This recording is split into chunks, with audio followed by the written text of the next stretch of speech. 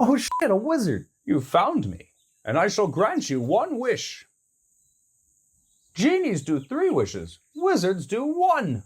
Oh yeah, that makes sense. I wish my dong was so big I couldn't wrap both hands around it. Granted!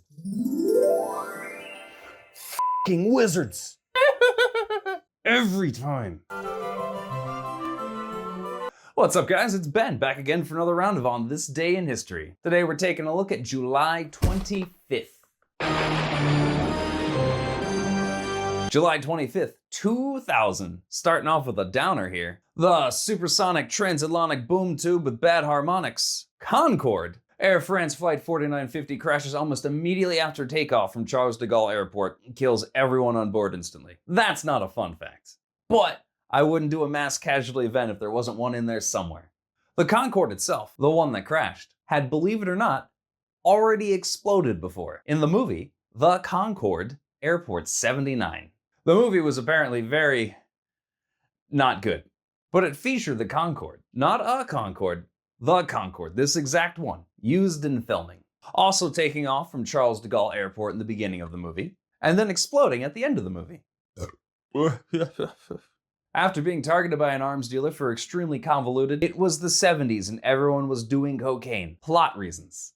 Now, why do I keep going out of my way to mention Charles de Gaulle Airport? Because as I just mentioned, the actual crash happened in 2000 at the Charles de Gaulle Airport specifically. So, that also means, because he was there from 1998 to 2006 and couldn't leave, which was the whole point of the movie, the Tom Hanks terminal guy was there. But the cowards over at DreamWorks wouldn't put that in the movie. Now, you couple that with a couple scenes from Lucy and John Travolta's From Paris with Love, and you get Charles de Gaulle Airport's cinematic universe. Back to the actual Concorde crash though.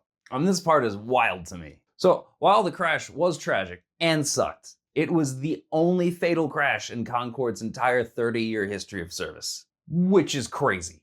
The thing goes at Mach 2. That's twice as fast as Christian God ever expected anything to go. If you hit anything at that speed, you and the other object are immediately turning to juice. So Concorde started up the speed flights in 1973, had exactly one crash in 2000, and then stopped service completely in 2003.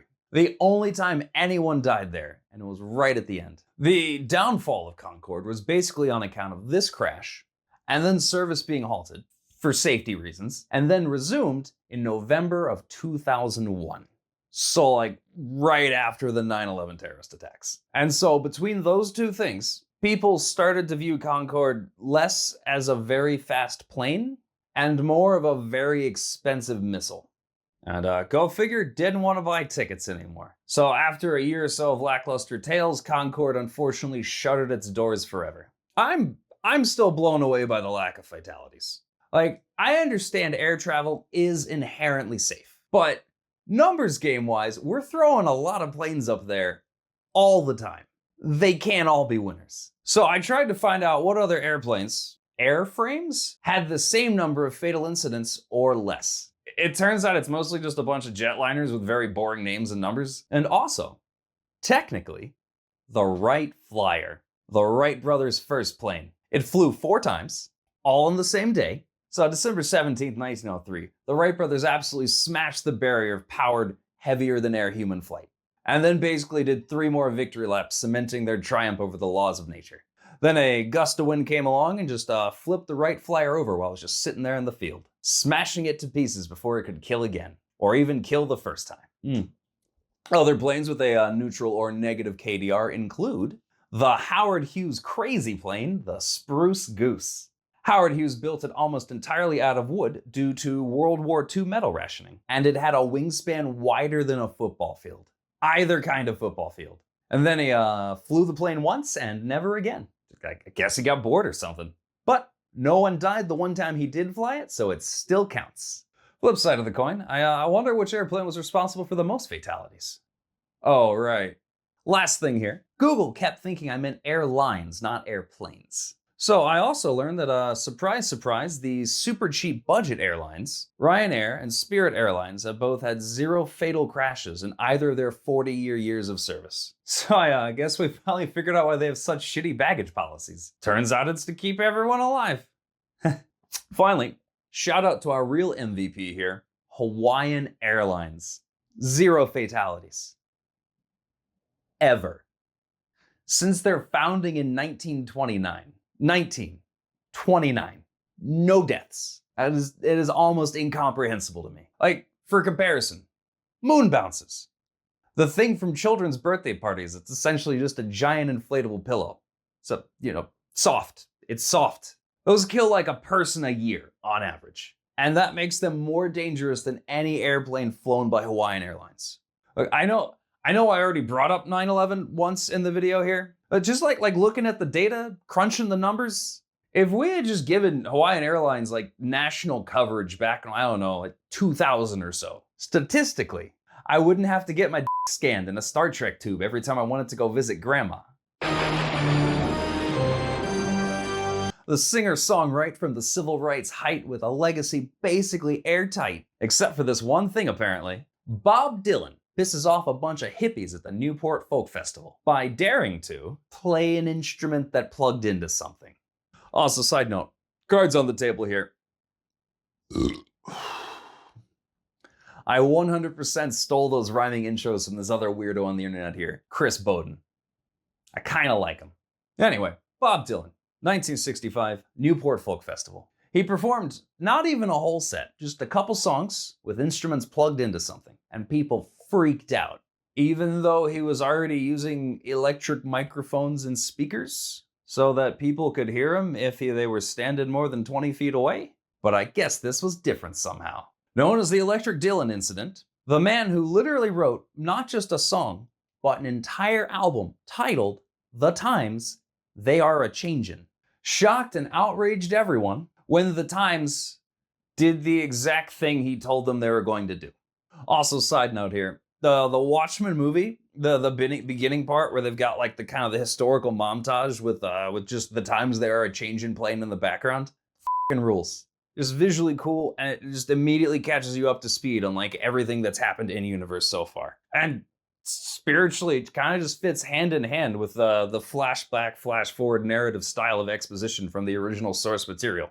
I felt really smart when I put all those words together, and then I got to thinking, what other movies have like an intro like that sort of falls into this very awesome category? Army of the Dead, the Dave Bautista movie. By the way, these praises do not continue for the rest of the Army of the Dead movie. It's just the beginning. Oh wait, those were both done by Zack Snyder. So maybe I'm not so much a fan of unique narrative devices as I am a fan of slow motion explosions with cool music in the background.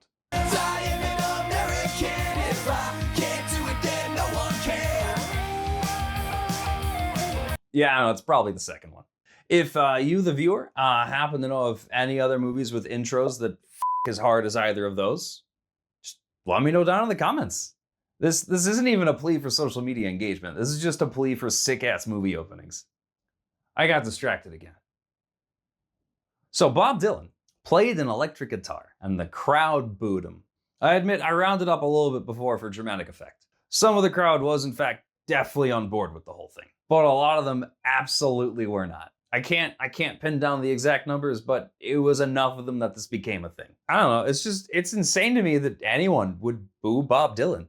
I can only assume that most of the audience was just taking a break from booing black children going to school. Also, apparently one person at a later show just screamed out Judas during his electric set, which, while I'm not the most versed in Christian theology, between betraying the only son of God himself and holding a guitar that sometimes goes vzz, those don't really feel equivalent to me. Separate note, it's kind of just a weird thing at the times. Midway through his set, Bob Dylan realized he didn't have the correct kind of harmonica and said, "Hey, does anyone in the audience have an E harmonica?" I didn't know there were different kinds. And then a bunch of people that just happened to have E harmonicas on their person, they all just whipped them out and started chucking them on stage for him to use. The 60s were a wild time for so many reasons. Other quirky incidents at the 1965 Newport Folk Festival? Apparently, festival organizer Adam Lomax thought it'd be cool if they just brought in a Texas prison chain gang to sing hymns. I assume the really bassy ones with the hammers and stuff. Now remember, this is Newport, Rhode Island. And this is Texas. So it's not like there are any Texas prison gangs just chained up down the street. Go figure, the Texas Attorney General was not on board with this idea. So they just ended up hiring a bunch of random ex-cons to do it instead. Close enough, I guess. Last thing, or things. Johnny Cash, who had performed a set earlier that day, was extremely upset with the audience's reaction to Bob Dylan. He wrote a letter to the folk music outlet Broadside, urging them to just shut up and let him sing. The whole thing kind of just reads like a Dr. Seuss poem. Johnny Cash did a lot of drugs back then. July 25th, 1956. Mass casualty event round 2. A cruise ship navigational slip that results in a whole bunch of people taking an unplanned dip. The Italian luxury ocean liner steamship, the SS Andrea Doria, collides with the motor ship, the Ms. Stockholm, in the midst of heavy fog, killing 51 people and sinking the next day. Titanic 2.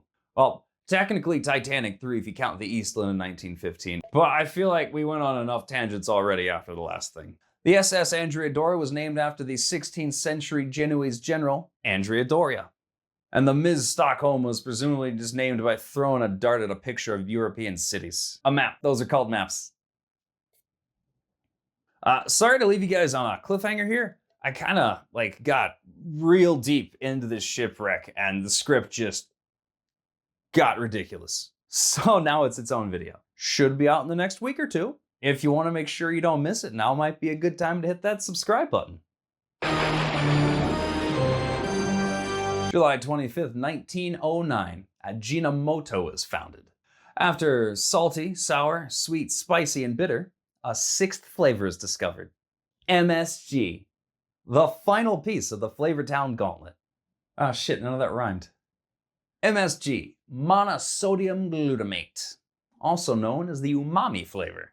It is theorized to be so delicious because its presence signals to our brain that protein is there, that thing we like. It's kind of similar to how things like fruit and vegetables and beer taste so good to us, because our bodies just instinctively recognize that they contain important vitamins, minerals, and alcohol. Kakune Ikeda is the name of the MSG discoverer and Ajinomoto founder. He was spurned on to discover it after he was at a restaurant one day and said to himself, "Holy shit, this soup tastes so fucking good. Why does this taste so good?" And instead of just asking for the recipe, he headed on down to Science Town, discovering MSG. Monosodium glutamate is essentially a crystallized version of glutamic acid that comes in powdered form and honestly just kind of looks like salt. But I swear the dude didn't just reinvent salt. He started out making the chemical concoction. He started out making the chemical concoction from wheat. He started out making the chemical concoction from wheat amino acids until he switched to soybeans because they were cheaper.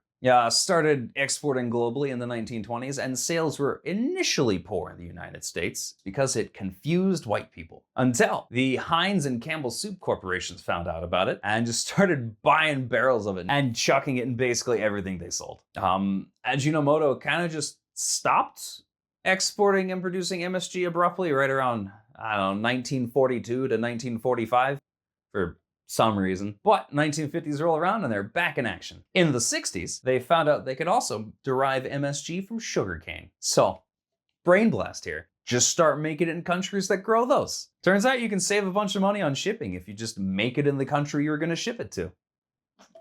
Now, some of you may have this little voice in the back of your head that hears the word MSG and then goes, "Oh no, that's bad for you."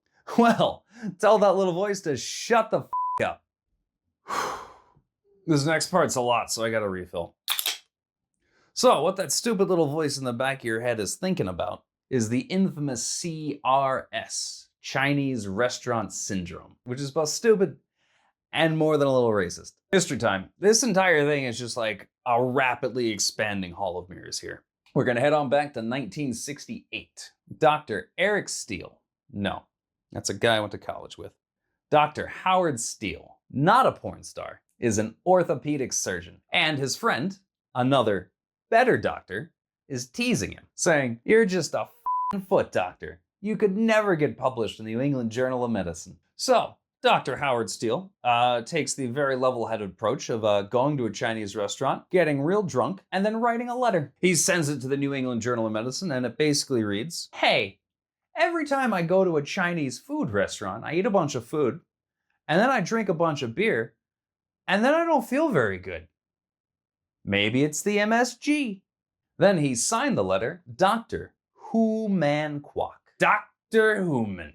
It gets published. Howard Steele then presumably shows the letter to his other better doctor friend and says, "How do you like dem apples?" There's between 1 and 2 important points I need to make here. 1, this is important. Doctors would occasionally mail in joke ailments to the New England Journal of Medicine as a joke, because that's what nerdy smart people like to do for fun. And then other nerdy smart people would recognize the joke, and they would in turn mail in other joke letters corroborating the joke symptoms of the joke ailment. That was a joke. The MSG letter was no exception, and it received several joke responses from smart people who were joking. And then the stupid people found out about it. And they all start going, "Yeah, sometimes I eat Chinese food and drink a bunch of beer and I don't feel very good. It is the MSG." And the fears of CRS, Chinese restaurant syndrome, are born. And the belief that Chinese food and the MSG in it was vaguely bad for you in some way. Kind of like a 1960s version of how everyone was suddenly allergic to gluten for about 5 years. Side note, that is a real medical condition, and I'm not making fun of it. Some people genuinely can't enjoy beer, and it's horrible. I wouldn't wish that fate upon anyone. Every person experiencing symptoms somehow completely unaware that MSG had been put in basically everything since the 1930s. But no, it's the Chinese food MSG. And all of a sudden, everyone's noticing the symptoms. Again, kind of like that gluten thing. But this one isn't actually real. But hey, you can't just make baseless scientific claims. You gotta back those up with science. Enter Dr. Herbert Schomburg. I don't care if I'm pronouncing his name wrong, because he kind of sucks. His testing methodology was what do you call that word when you're a doctor, but you probably really shouldn't be a doctor? Borderline criminally negligent. He basically got a bunch of people together that said they felt sick when either eating MSG or Chinese food. He then gave them a bunch of MSG'd up Chinese food, told them exactly what it was, and then, when they said they felt bad, went, "Ooh, write that down." Which is 100% not how studies are supposed to be done. And then later on, and I'm dead serious here, injected 13 people intravenously with MSG. And I'm not sure why I might have to point this out, but intravenous injections are not how anyone eats food. And then, go figure, a lot of people didn't react too well to it, experiencing chest pains and burning in the hands and face. Ooh, write that down. Putting aside the fact that I'm sure that injecting just about anything you find in your spice cabinet into a human being will immediately kill them. Because, again, that's not how food works. And then, between the anecdotal evidence and the idiot science, the public and the media had all the information they needed to perpetuate the myth that MSG was bad for you for decades. Fortunately, since then, other real doctors have done actual science and discovered that MSG isn't really bad for you at all, even a little bit. It's fine. It's totally fine. And I don't mean like a study. I'm talking like 50 years of studies. Plural. Like, salt is 100% more dangerous to your body than MSG, and we just fucking sprinkle that shit everywhere. Hey, happy birthdays. July 25th, 1925. Happy birthday to race car driver Dick Passwater. Mid-tier race car driver, top-tier name. July 25th, 1951.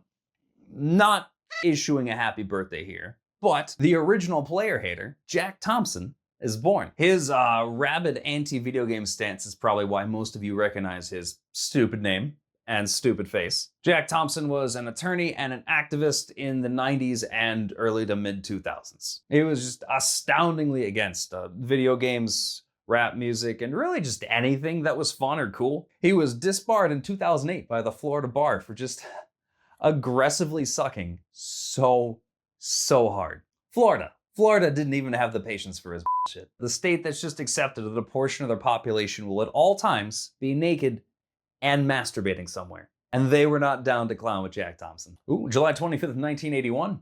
Happy birthdays are back on the menu. Happy birthday to Mac Lethal, the rapping pancake guy. He's also done other stuff too, but I don't know what those things are. God damn, I love that pancake video though. Happy death days. Not a lot to go on here, but July 25th, 1616. Happy death day to